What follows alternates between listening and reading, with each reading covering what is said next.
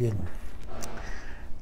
Amén. Así es, amigos. Pues bueno, vamos a comenzar. Recordemos nada más que en el capítulo anterior vimos cómo es que el Señor hizo sus proezas en relación a Israel. Lo liberó y hizo que pasara por el mar en seco a través de Moisés, su siervo, y después de haber expresado la duda, el temor de morir,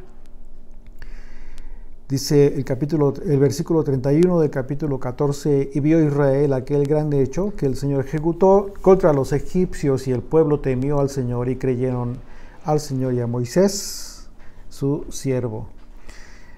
Finalmente expresaron una vez más la confianza, pero solo a través de los hechos que fueron tangibles, que fueron impresionantes además, de cómo fue que el Señor los guardó, los cuidó, de que fueran muertos de mano de Faraón. Y dice el versículo 1 desde el capítulo 15, entonces cantó Moisés y los hijos de Israel este cántico al Señor. Y bueno, este cántico tiene que ver precisamente con el canto, está relacionado justamente con el capítulo 15 de Apocalipsis, el cántico del Cordero. Acompáñenme ahí a Apocalipsis capítulo 15, versículos 2 y 4, dice, vi también como un mar de vidrio mezclado con fuego, y a los que habían alcanzado la victoria sobre la bestia y su imagen, y su marca y el número de su nombre, en pie sobre el mar de vidrio con las arpas de Dios, y cantan el cántico de Moisés, siervo de Dios, y cántico del Cordero, diciendo, grandes y maravillosas son tus obras, Señor Dios Todopoderoso. Justos y verdaderos son tus caminos, Rey de los santos. ¿Quién no te temerá, oh Señor, y glorificará tu nombre? Pues solo tú eres santo, por lo cual todas las naciones vendrán y te adorarán, porque tus juicios se han magnificado. Entonces aquí estamos viendo, estamos viendo cómo es que efectivamente el Señor está generando en el pueblo, principalmente en Moisés, como líder de Israel, algo que sucederá en los tiempos del fin. Esto, como una analogía, como un aspecto cíclico, se va a repetir en los tiempos del fin. Efectivamente, la persecución se ha generado y fue profetizada por Yeshua, pero esta persecución de ninguna manera nos excluye a nosotros, a pesar de que lo haya profetizado Yeshua hace más de 2000 años. Nosotros no estamos excluidos de esa persecución, una persecución que no solamente se da en el aspecto físico, como se dio literalmente con los israelitas en Egipto, sino que entendiendo todo el evangelio de Jesucristo, nosotros tenemos la gran oportunidad de comprender esta persecución a gran escala en todo el mundo, pero es una persecución que se mueve en todos los aspectos de la vida de las personas, tanto político, religioso, es una persecución sistemática, pero que a final de cuentas tiene que ver con una persecución espiritual, una opresión espiritual del enemigo sobre los hijos de Israel, sobre el pueblo de Dios, sobre el primogénito de Dios. Entonces, si nosotros lo entendemos de esa manera, vamos a darnos cuenta que desde hace mucho tiempo nosotros mismos hemos sido causa de esta persecución, una persecución que de forma muy sutiles quizás, aunque se ha pretendido, como lo hemos estado viendo desde que Moisés habló con Faraón acerca de que le dejara a su pueblo adorar al Señor, servirle al Señor. Y hubo un momento en que el faraón impidió literalmente que llevasen a los niños, sino que los dejaran en su sistema, que los dejaran bajo su gobierno, que los dejaran bajo su poder. Y vimos toda la simbología, todo lo que eso representa hoy en día. Entonces, de la misma manera, sucede este canto. Una vez que ya liberó Israel, fue liberado Israel de Faraón, esto mismo sucederá en los tiempos del fin. El cántico de Moisés y del Cordero es el cántico de la redención final. Al igual que Moisés y los hijos de Israel salieron del mar, lo que simboliza que esto simboliza en un sentido una resurrección a nivel macro, a nivel de pueblo, ¿sí? Así todos los que han puesto su confianza en Yeshua, el Mesías, el Hijo de Dios, serán redimidos de la muerte para poder cantar este himno o esta alabanza. Y vamos a darnos cuenta que es una alabanza de poder, exaltando el poder de Dios sobre su pueblo. Esto es un paralelismo del éxodo final. Vamos a darnos cuenta cómo es que al hablar de su nombre en relación al poder que el Señor manifestó en Israel en aquel entonces, sobre Egipto, sobre el faraón, ha sido lo que se ha manifestado en el pueblo de Dios desde que vino Yeshua, y continuará manifestándose, pero de una forma cada vez más fuerte, de la misma manera que la opresión y la persecución será más fuerte cada vez conforme pasa el tiempo. Y dice el versículo 2, dice, y dijeron: cantaré yo al Señor porque se ha magnificado grandemente, ha echado en el mar al caballo y al jinete. El Señor es mi fortaleza y mi cántico, y ha sido mi salvación. Este es mi Dios, y lo alabaré, Dios de mi Padre, y lo enalteceré. El Señor es varón de guerra, el Señor es su nombre. Yud-Hei Vav-Hei es su nombre. Fíjense cómo es que en este canto se le expresa el pueblo del Señor como un varón de guerra, como un guerrero. Y bueno, hay algunas otras partes en la Escritura en que los profetas también hablan del Señor de esta manera. Por ejemplo, en Isaías 42, versículos 13 y 15 dice: el Señor saldrá como gigante y como hombre de guerra despertará celo, gritará, voceará, se esforzará sobre sus enemigos. Desde el siglo he callado, he guardado silencio y me he detenido. Daré voces como la que está de parto. Asolaré y devoraré juntamente. Convertiré en soledad montes y collados. Haré sacar toda su hierba. Los ríos tornaré en islas y sacaré los estanques. La expresión de Isaías acerca de esta manifestación que hará el Señor es impresionante, y no solamente es una alegoría, porque como acabamos de ver, precisamente abrió el mar para que pasara el pueblo. La columna de fuego, la nube sobre el pueblo, etcétera, y muchas otras cosas que vamos a ver a partir de este momento, a partir de que sale Israel y Dios comienza a velar por su pueblo. Isaías 51, más adelantito, versículo 22 dice: así dijo el Señor, tu Señor, Yud-Hei Vav-Hei, tu Señor y tu Dios, el cual aboga por su pueblo. He aquí, he quitado de tu mano el cáliz de los aturdimientos, los sedimentos del cáliz de mi ira, nunca más lo beberás. Sofonías 3:17 dice: el Señor está en medio de ti, poderoso, Él salvará, se gozará sobre ti, con alegría caerá de amor, se regocijará sobre ti con cánticos.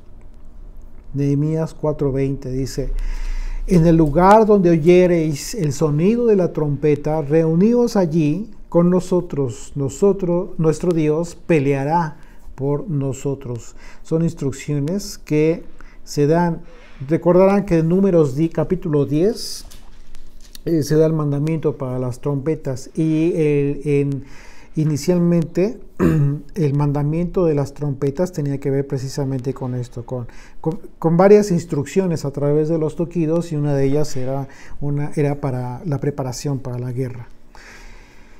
Así es de que nuestro Dios no es pacífico en cuanto a la injusticia y a la maldad que su pueblo va a sufrir o ha estado sufriendo a través de las épocas. De la misma manera en que nuestro Padre Celestial hace guerra contra el pecado y la injusticia, sus hijos debemos manifestarnos en acciones tangibles y no manifestar una actitud apática. Sí, una actitud pacífica hasta cierto punto, pero no apática. Son aspectos distintos. Es decir, como lo hemos expresado en otras ocasiones, nuestra fe debe ser una fe activa, ¿sí? No una fe estática. Y una fe activa implica hechos en consecuencia. ¿Por qué? Porque de otra manera, fíjense a qué grado es tan delicado esto, porque una de las hipótesis de la complicidad del pecado o de la maldad incluso, muchas veces es el silencio. Tú te das cuenta de una injusticia, de algo que es incorrecto, que se está haciendo mal, y decides tomar la actitud de decir, pues mejor me callo, ¿para qué me meto en problemas? Y eso es lo que normalmente la gente hace, pero eso está mal. Eso no refleja la actitud de un hijo de Israel. Eso no refleja la actitud de Dios ante la injusticia. Si tenemos todos esos acontecimientos de Dios en beneficio de su pueblo acerca de la injusticia y del pecado, lo menos que debemos hacer nosotros es precisamente aprender de nuestro Señor. Por eso los apóstoles no callaron, a sabiendas incluso de que sus acciones y lo que ellos profesaban les costaría la vida. Eso les fue anunciado por el mismo Maestro. Regresamos allá a Éxodo 15, verso 4 dice, echó en el mar los carros de Faraón y su ejército, y sus capitanes escogidos fueron hundidos en el mar Rojo. Los abismos los cubrieron, descendieron a las profundidades como piedra. Tu diestra, oh Señor, ha sido magnificada en poder.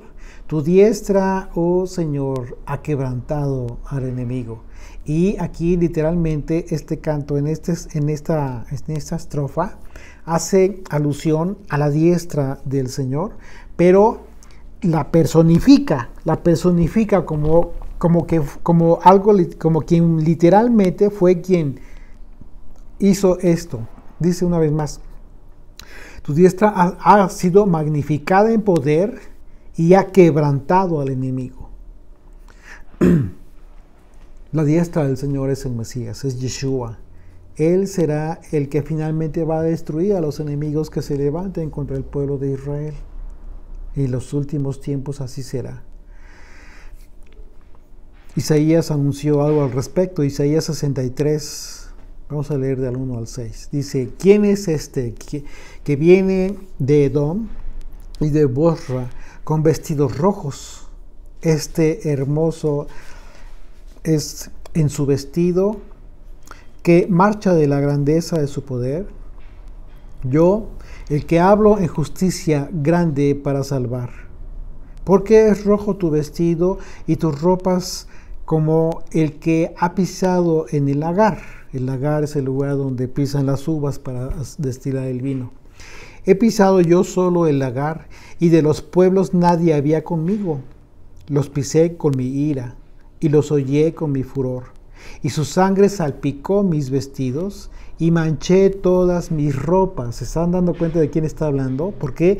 Porque aquí precisamente en esta expresión es la que nosotros podemos ver en Apocalipsis. En Apocalipsis 19, hablando del verbo de Dios, dice, estaba vestido de una ropa teñida en sangre, y su nombre es el verbo de Dios. Entonces esto que está pisando, este lagar, tiene que ver con este pasaje. Una vez más dice desde el versículo 3, he pisado yo solo el lagar, y de los pueblos nadie había conmigo. Los pisé con mi ira y los hollé en mi furor. Es una profecía de los últimos tiempos. Y su sangre salpicó mis vestidos y manché todas mis ropas, porque el día de la venganza está en mi corazón, y el año de mis redimidos ha llegado. Miré y no había quien ayudara, y me maravillé que no hubiera quien se sustentase, y me salvó mi brazo y me sostuvo mi ira. Y con mi ira hollé los pueblos y los embriagué en mi furor y derramé en tierra su sangre. Una profecía impresionante que habla precisamente de lo que hará el Mesías en defensa de su pueblo. Lo que está expresando aquí este párrafo acerca de la diestra del Señor, dice: tu diestra, oh Señor, ha sido magnificada en poder. Tu diestra, oh Señor, ha quebrantado al enemigo. Se repetirá nuevamente en los tiempos del fin. Apocalipsis 19, ahí mismo otra vez en el Apocalipsis, en referencia a este verbo de Dios, 19 del 11 al 16, dice: entonces vi el cielo abierto, y aquí un caballo blanco, y el que lo montaba se llamaba Fiel y Verdadero, y con justicia juzga y pelea. Sus ojos eran como llamas de fuego, y había en su cabeza muchas diademas, y tenía un nombre escrito que ninguno conocía sino él mismo. Estaba vestido de una ropa teñida en sangre, y su nombre es el Verbo de Dios. Y los ejércitos celestiales, vestidos de lino finísimo, blanco y limpio, le seguían en caballos blancos. De su boca sale una espada aguda para herir con ella a las naciones. ¿Cuál es esta espada aguda que herirá a las naciones? La palabra de Dios, los juicios de Dios expresados en su palabra desde entonces. Y él regirá con barra de hierro, y él pisa el lagar del vino del furor de la ira de Dios Todopoderoso. Y en su vestidura y en su muslo tiene escrito este nombre: Rey de Reyes y Señor de Señores.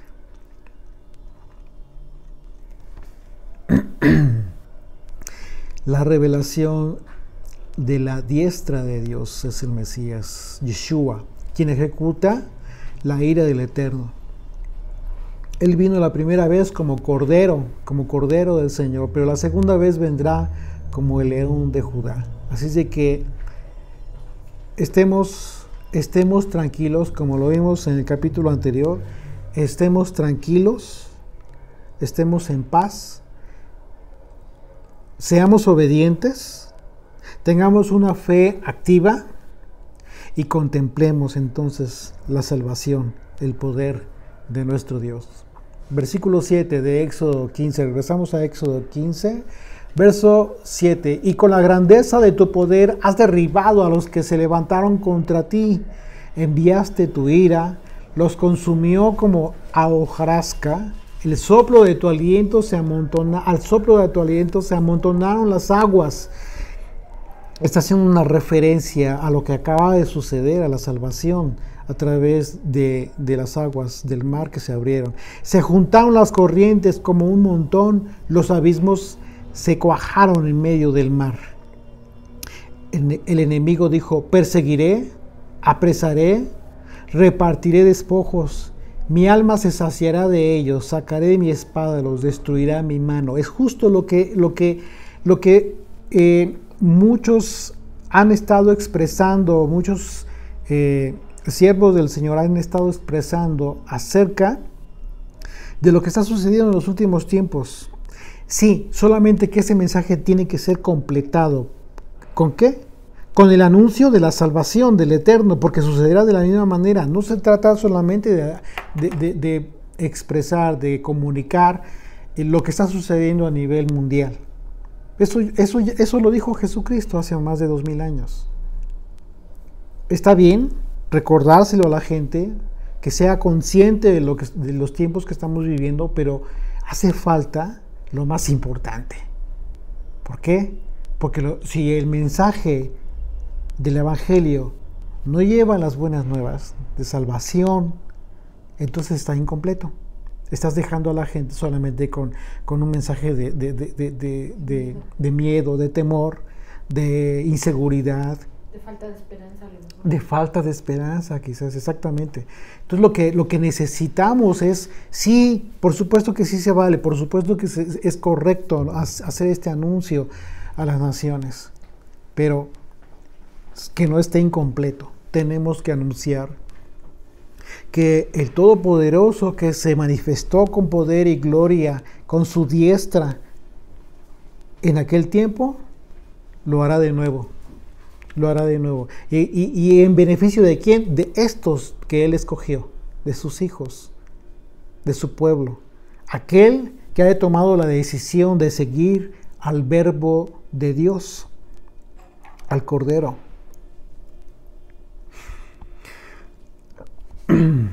Verso 10, soplaste con tu viento, los cubrió el mar, se hundió como plomo en las impetuosas aguas. ¿Quién como tú, oh Señor, entre los dioses? ¿Quién como tú, magnífico en santidad, terrible en maravillosas hazañas, hacedor de prodigios? Extendiste tu diestra, la tierra los tragó. Condujiste con tu misericordia a este pueblo que redimiste, de antemano los redimiste, que dice con misericordia. Los llevaste con tu poder a tu santa morada. Y aquí esta expresión es profética. Aquí es ya en este momento, cuando dice lo llevaste con tu poder a tu santa morada, ya se está conectando con el cántico del Cordero. ¿Ok? Una vez más, verso 13, condujiste en tu misericordia a este pueblo que redimiste. Este canto tiene la característica de expresar las maravillas que acababan ellos de vivir para ser salvos, para tener la salvación, pero al mismo tiempo está expresando todo el proceso, todo su proceso que iban a ellos a vivir durante el desierto, incluso ya conectando proféticamente los acontecimientos hasta los tiempos del fin con el cántico del Cordero. Los llevaste con tu poder a tu santa morada. Así es que la salida de Egipto fue de redención, fue la primera redención que anuncia como un aspecto cíclico o análogo de la redención final, cuando Israel va a ser sacado de las naciones de la misma manera en que fue la primera ocasión. Y bueno, el profeta Jeremías habla de esto, lo confirma este cántico. Jeremías 16, 14, el 15 dice, no obstante, he aquí vienen días, dice el Señor, en que no se dirá más, vive Yud-Hei Vav-Hei, que hizo subir a los hijos de Israel de tierra de Egipto, sino vive el Señor, que hizo subir a los hijos de Israel de la tierra del norte y de todas las tierras a donde los había arrojado. Está hablando ya de la dispersión de las naciones de Israel. Y que los volveré a su tierra, la cual di a sus padres. He aquí que yo envío muchos pescadores, dice el Señor, y los pescarán. Y después enviaré muchos cazadores y los cazarán por todo monte y por todo collado y por las cavernas de los peñascos. Porque mis ojos estaban sobre todos sus caminos, los cuales no se me ocultaron, ni su maldad se esconde de la presencia de mis ojos. ¿Por qué está hablando de este tema? Porque está hablando de la dispersión. ¿Por qué fueron dispersos los hijos de Dios? Porque estamos en la dispersión, precisamente por el pecado, por haberse alejado nuestros ancestros del Señor, de su ley. Jeremías 23, un poquito más adelante, 7 y 8 dice, por tanto, he aquí que vienen días, dice el Señor, en que no se dirá más, vive el Señor que hizo subir a los hijos de Israel de la tierra de Egipto, sino vive el Señor que hizo subir y trajo a la descendencia de la casa de Israel, de tierra del norte y de todas las tierras a donde yo los había echado, y habitarán en su tierra. Esta profecía, de una forma más clara, ya está hablando de la descendencia, no solamente de aquellos que, obviamente, pues imagínate, esta dispersión se dio a partir del año 722 antes de Jesucristo. La dispersión de la casa del norte, las ovejas perdidas de la casa de Israel, de la casa del norte. Está hablando de la descendencia, de toda la descendencia, de tal manera que tú, de la misma manera que tú no puedes saber de quién desciendes desde aquellos años, sí puedes estar seguro, tener toda la seguridad de que efectivamente esta profecía habla específicamente de ti. ¿Por qué? Porque eres parte de la descendencia de aquellos que fueron dispersos. ¿Y por qué podrás considerar que eres de estos dispersos de Israel? Porque crees en el Dios de Israel. Porque tu fe está cimentada en el Hijo de Dios. Y porque estás regresando. Él te está regresando a través de su ley, a través de la fe que estás tomando. Verso 14. Regresamos ahí a Éxodo 15. Verso 14. Lo oirán los pueblos y temblarán. Se apoderará dolor de la tierra de los filisteos. Te das cuenta que aquí ya está hablando del tiempo en que iban a cruzar sobre el desierto. Ya está hablando de los de filisteos, ya va a hablar de los de Edom, de los de Moab. Dice una vez más, verso 14, los oirán los pueblos y temblarán. Se apoderará el dolor de la tierra de los filisteos. Entonces los caudillos de Edom se turbarán. A los valientes de Moab les sobrecogerá temblor. Se acobardarán todos los moradores de Canaán, la tierra prometida. Caiga sobre ellos temblor y espanto, y la grandeza de tu brazo enmudezcan como una piedra, hasta que haya pasado tu pueblo, oh Señor, hasta que haya pasado este pueblo que tú rescataste. Fíjate cómo es que el canto que están haciendo en ese momento que acababan de salir, de haber sido librados, están ellos expresando que tenían conocimiento de estos pueblos y de la maldad de estos pueblos.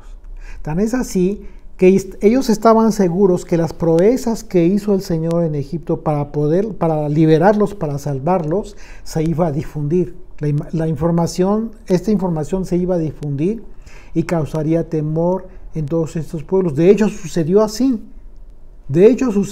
Cuando se enteraban de que Israel se acercaba a sus tierras, temblaban. Ellos temían.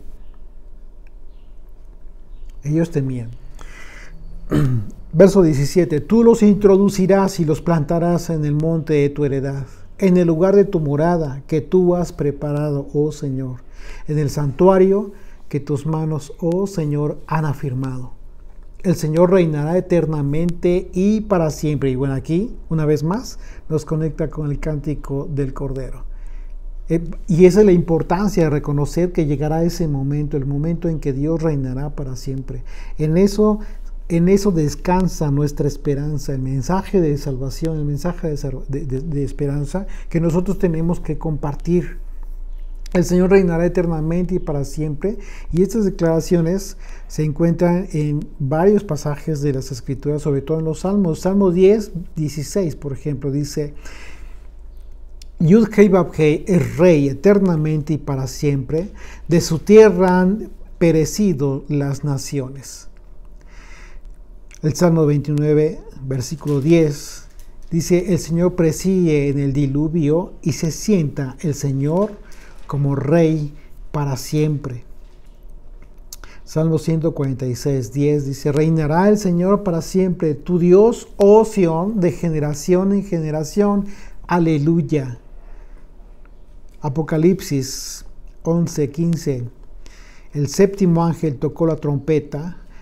Y hubo grandes voces en el cielo que decían: los reinos del mundo han venido a ser de nuestro Señor y de su Mesías, y Él reinará por los siglos de los siglos.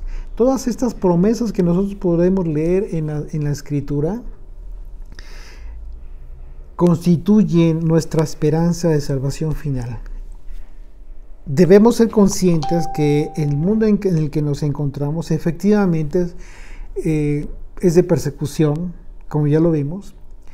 Una persecución que debemos ser conscientes y debemos ser más analíticos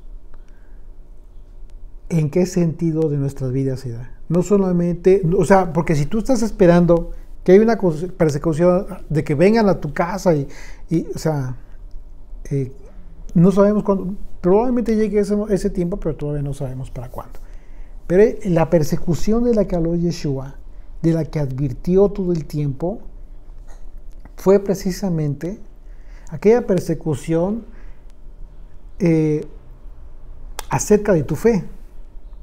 Una fe que en el momento que tú la expresaras, iba a causar molestia a los que estaban en contra de, o que están en contra.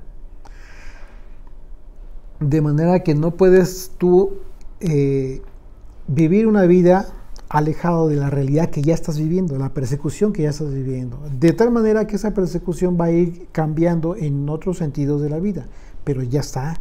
Esa persecución ya empezó desde hace mucho tiempo, desde hace siglos.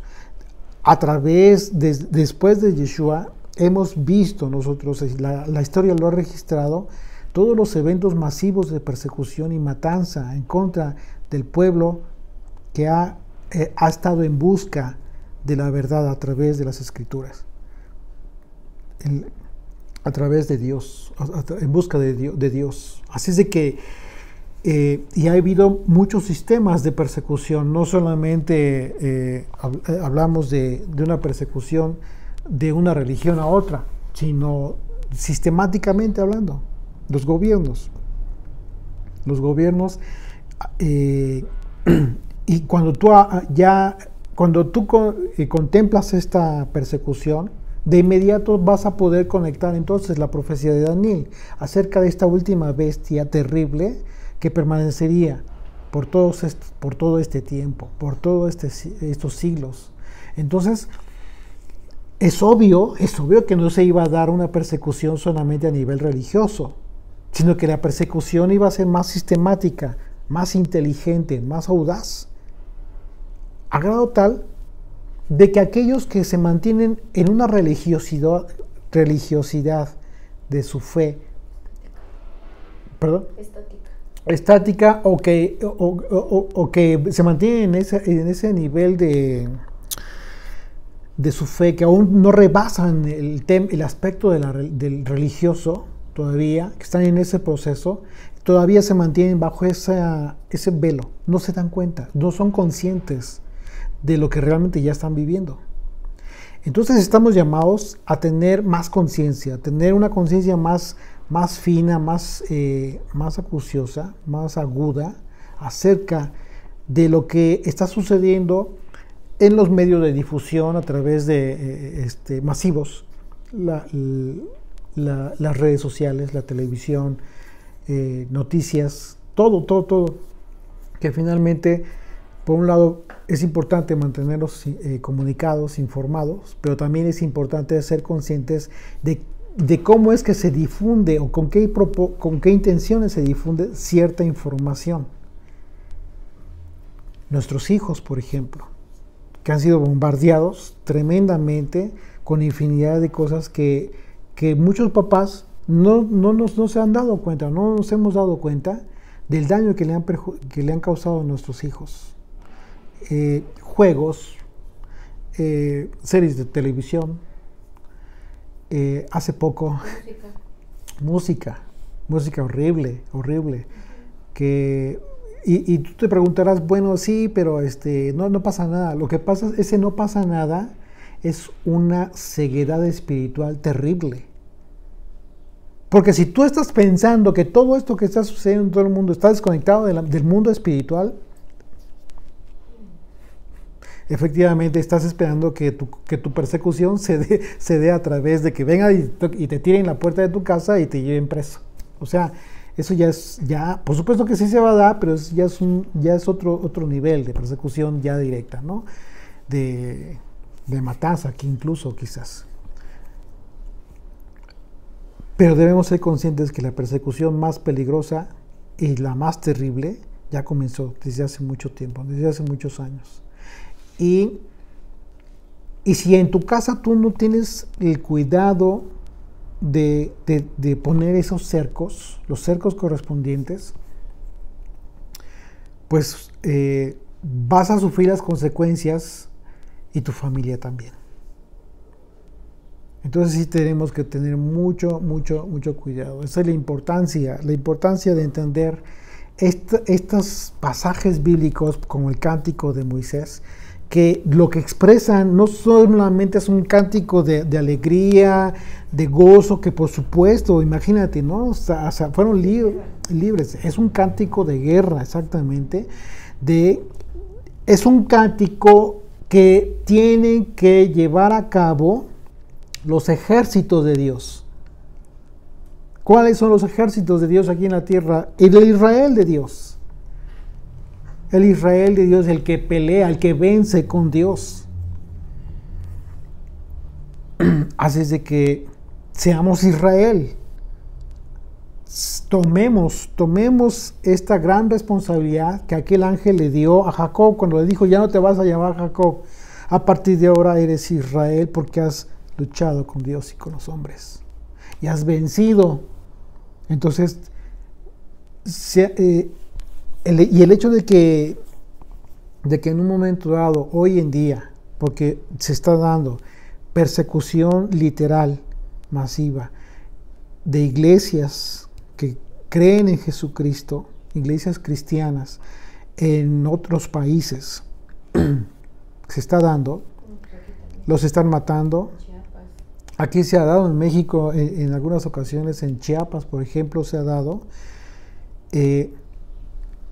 Eso tiene que ver, que ponernos a nosotros como que luces rojas para ser conscientes de lo que realmente estamos viviendo. Así que estamos llamados a tener una conciencia espiritual de los tiempos que estamos viviendo. Vi también como un mar de vidrio mezclado con fuego, y a los que habían alcanzado la victoria sobre la bestia y su imagen, la visión de Juan en el Apocalipsis, y de su marca y el número de su nombre en pie sobre el mar de vidrio con las arpas de Dios, y cantan el cántico de Moisés, siervo de Dios, y el cántico del Cordero, diciendo: grandes y maravillosas son tus obras, Señor Dios Todopoderoso. Justos y verdaderos son tus caminos, Rey de los santos. ¿Quién no te temerá, oh Señor, y glorificará tu nombre? Pues solo tú eres santo, por lo cual todas las naciones vendrán y te adorarán, porque tus juicios se han magnificado. El cántico de Moisés está totalmente conectado con el cántico del Cordero, y por esa razón, al final de los tiempos, la visión del apóstol Juan del cántico de Moisés y del Cordero nos deja ver claramente los hechos que están por suceder. Que si bien está sucediendo persecución, continuará persecución, se recrudecerá a nivel mundial, también es muy cierto que tendremos una liberación portentosa por parte de nuestro Rey. Así es de que ese es el mensaje es de esperanza, debe ser de esperanza, sí, para mantenernos orando, para mantener, incluso a qué nivel de madurez espiritual nos está llamando Jesucristo cuando nos dijo que oráramos por aquellos que nos persiguen. Así es de que no es fácil. Nadie dijo que iba a ser fácil. Y él lo dijo, precisamente se lo dijo a sus discípulos, aquellos que tenían una gran responsabilidad para el mensaje que iban a llevar, para que iban a transmitir. Así es de que tenemos que orar por todos aquellos que incluso nos persigan y nos vituperen por causa de su nombre. Verso 19, regresamos a Éxodo 15, verso 19, porque Faraón entró cabalgando con sus carros y su gente de a caballo en el mar, y el Señor hizo volver las aguas del mar sobre ellos, sobre los hijos de Israel pasaron en seco por en medio del mar. Y María, la profetisa hermana de Aarón, tomó un pandero en su mano, y todas las mujeres salieron en pos de ella con panderos y danzas. Y María les respondía: cantad al Señor, porque en extremo se ha engrandecido. Ha echado al jinete, ha echado en el mar al caballo y al jinete. Y eso es importante, fíjate que es importante hacer un poco de un espacio aquí, porque se le refiere a María como la profetisa. De acuerdo al texto, significa que María fue llamada profetisa en reconocimiento a un papel específico en este éxodo. Ella misma, de hecho hay un momento en que ella misma alegó este papel, o sea, como que refiere su papel de ella, lo que hizo, un papel profético cuando sucedió aquel hecho lamentable de hablar contra Moisés. Por causa recordarán que el motivo que tomó Miriam fue la esposa de Moisés, una mujer cusita, diciendo que Dios también había hablado mediante ella. Ella lo dijo. O sea, cuando habló, murmuró contra Moisés. Números 12, versículo 2 dice: y dijeron solamente por Moisés ha hablado al Señor, el Señor. Números 12, versículo 2. Y dijeron, solamente por Moisés ha hablado el Señor. ¿No ha hablado también por nosotros y lo oyó el Señor? Está hablando Miriam en el momento en que está hablando junto con Aarón. ¿Sí? Entonces, ella está expresando que Dios habló también a través de ella. Y bueno, por otro lado, el profeta Miqueas hace una referencia a Miriam en este sentido también. Miqueas 6, versículo 4. Dice: porque yo te hice subir de la tierra de Egipto y de la casa de servidumbre te redimí en voz del Señor y envié delante de ti a Moisés, a Aarón y a María. Así es de que el profeta incluso está haciendo una referencia a Miriam como un papel importante, de manera que cualquiera que considere que no es importante el papel de una mujer que también en un momento dado puede estar llamada a compartir el evangelio, pues yo creo que se equivoca. Es importantísimo el papel de las mujeres acerca del evangelio. Siempre ha sido muy importante, no solamente como que ir al lado de, sino que incluso ellas mismas expresen la palabra de Dios. Verso 22, e hizo Moisés que partiese Israel del Mar Rojo y salieron al desierto de Shur y anduvieron 3 días por el desierto sin hallar agua. Y aquí viene una prueba. 3 días sin agua, imagínate, y llegaron a Mara. Mara significa literalmente amargura o amargo, incluso algo colérico. Y no pudieron beber las aguas de Mara porque eran amargas, por eso le pusieron el nombre de Mara. Entonces el pueblo murmuró contra Moisés y dijo: ¿qué hemos de beber? Y Moisés clamó al Señor y el Señor le mostró un árbol y lo echó en las aguas y las aguas se endulzaron. Allí les dio estatutos y ordenanzas y allí los probó. Fíjense qué maravilloso. En este versículo, en el versículo 25, nosotros vemos literalmente expresado la obra de redención en la cruz, a través de la cruz de Jesucristo. Llegaron llegaron a Mara. Y Mara era un lugar con la intención, llegar al ver el agua, pues, tú que te imaginas, si tienes sed, pues vas a tomar agua, te vas a saciar, pero resulta que no pudieron tomar las aguas porque eran amargas. Esto podría representar, simbólicamente hablando, el tiempo en el que cuando el pueblo estuvo en busca del Señor y tuvieron la oportunidad, vieron la oportunidad de acercarse, lo que recibieron fue amargura. ¿Por qué? Porque lo único que recibieron fueron reglas que les imponían cargas pesadas, como lo dijo Jesucristo, a través de ordenanzas de los hombres. No encontraron las aguas que les iban a dar descanso. Como él mismo lo dijo, vengan a mí, descanse de todo aquel que se siente cansado. La diferencia que tú puedes encontrar en la palabra de Dios, pura, simple y sencilla, en las palabras de Jesucristo, es todo el contraste respecto de todas aquellas ordenanzas que impusieron los líderes religiosos en el pueblo y que representaron una carga pesada y que con el tiempo resultó en una amargura. Esas aguas amargas pueden representar justamente eso. Una visión que tuviste de algo que te pudo haber saciado, pero que cuando lo recibiste, lo único que te causó fue amargura, pesar.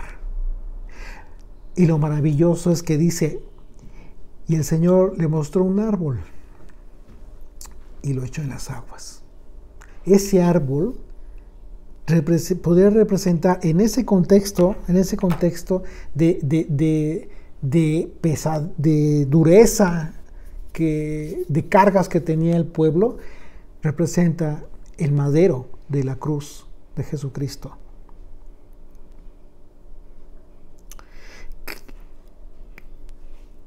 Que a pesar de los azotes y de la amargura que pasó el Señor, a su pueblo le generó dulzura. Porque cuando tú comienzas a entender, a comprender su palabra, el mensaje que Él dio, entonces viene a tu vida paz. Esa paz es la dulzura. Vivir una fe con esa tranquilidad, con esa paz, sin esas cargas pesadas de religión que hace que te preocupes por el temor de que estés transgrediendo, cuando realmente no estás transgrediendo, porque no son mandamientos dados por Dios.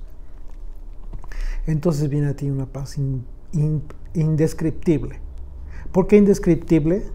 Porque esa paz no la va a entender aquel que no tiene lo que tú ya recibiste, el Evangelio, la esperanza de salvación. Es justo lo que está sucediendo 3 días después, como si de forma alegórica estuviéramos hablando después del tiempo en que Jesucristo resucitó, en que se cumple esta promesa de dulzura a nuestras vidas. ¿Y quién es quien echa ese árbol en las aguas amargas? La ley de Moisés. Moisés representa la ley de Moisés, de Dios. Lo que te da, lo que viene a endulzar tu vida es cuando comienzas a tener una vida cuidando de cumplir sus mandamientos, cuidando de cumplir los mandamientos que por principio de cuentas es el temor a Dios, el amor al prójimo,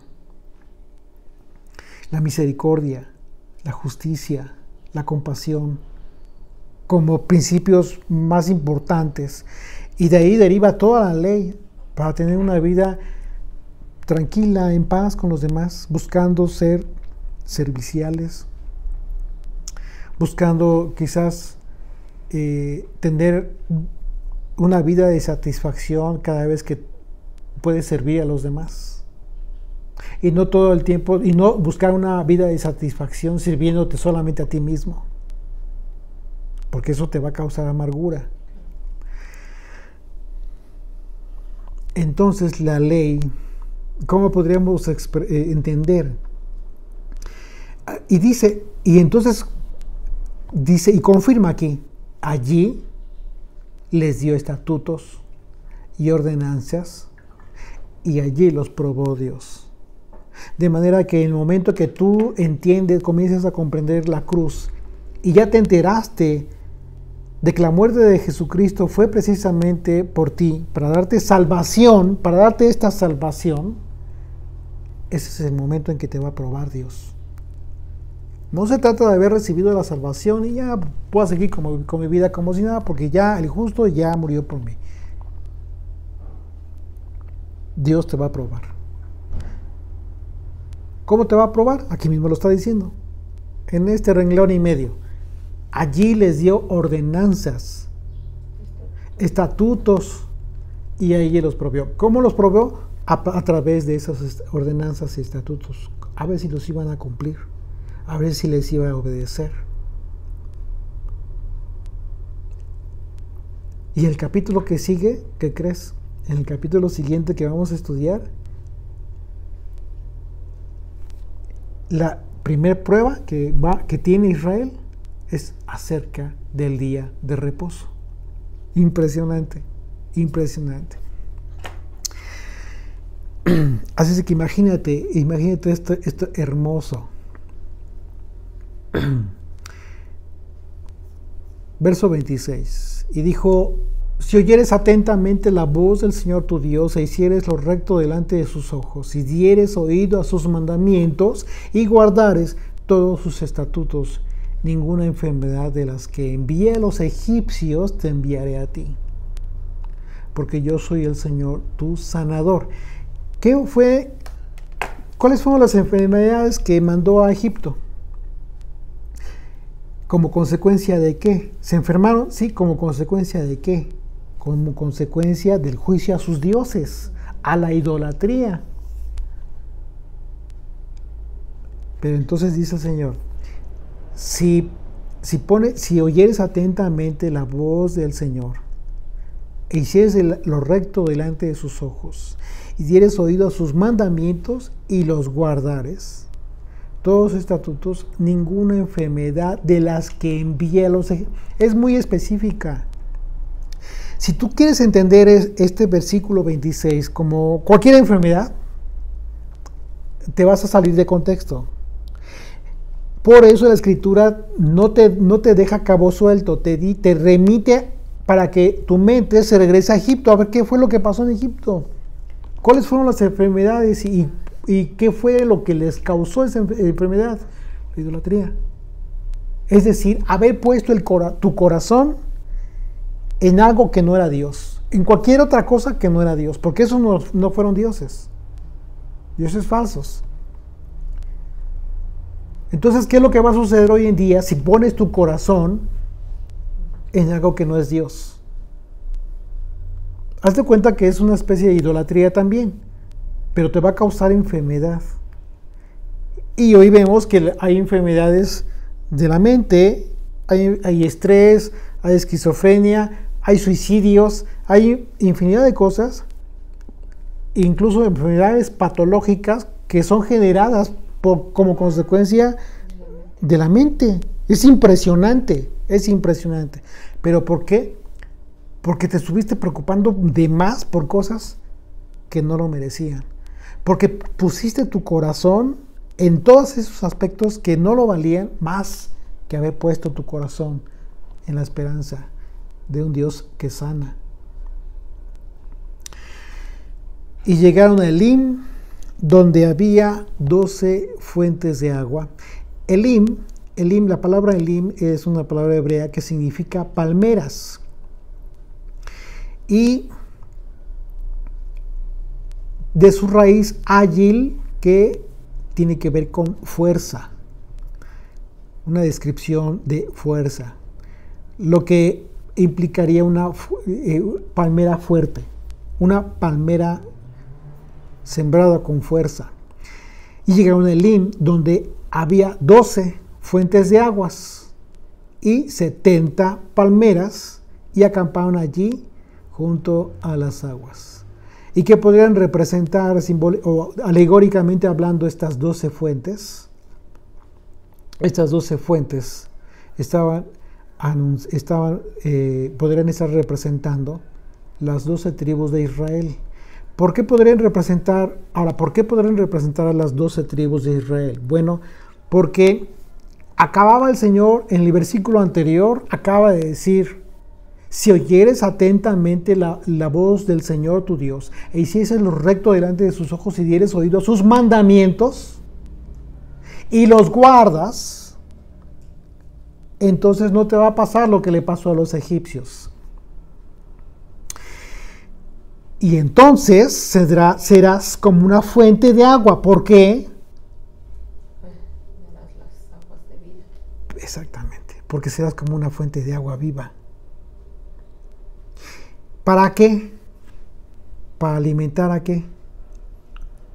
Para alimentar y fortalecer a estas 70 palmeras, a estas 70 naciones que están representadas por todo el mundo, por las naciones del mundo. Algunos estudiosos han considerado que estas 70 palmeras es una referencia simbólica a los 70 sacrificios, a los 70 becerros que se sacrificaban en la fiesta de Sukkot, que una fiesta que se celebra durante 7 días y que en el primer día se sacrificaban 70 becerros. Al siguiente, y así iba, día con día se iban sacrificando cada vez menos, pero el último día de la fiesta se sacrificaba solamente un becerro. Y de acuerdo a los estudiosos, dicen que estos sacrificios, y también creo que la tradición judía lo refiere en algún sentido, que estos 70 sacrificios en un inicio estaban representando a las naciones del mundo, y que Israel llevaba a cabo estos sacrificios. Dios dio este mandamiento, porque está como mandamiento este número de sacrificios en la Torah, se llevaban a cabo en beneficio de las naciones del mundo por parte de Israel. Entonces aquí podemos ver la importancia de ver la simbología de estas 12 fuentes frente a las palmeras, a las 70 palmeras, y acampaban junto a las aguas. Pero bueno, hay mucho simbolismo en este pasaje, que seguramente ya en el cuestionario dentro de 8 días los estudiantes van a argumentar como siempre lo hacen. Vamos a orar, vamos a dar gracias al Señor por este estudio. Cuán poderoso, Señor, eres tú. ¿Quién hay como tú, Señor, entre los dioses, Padre eterno? Que sacas con poder y gloria a tu pueblo, Señor, y que en estos tiempos así lo estás haciendo, Padre eterno.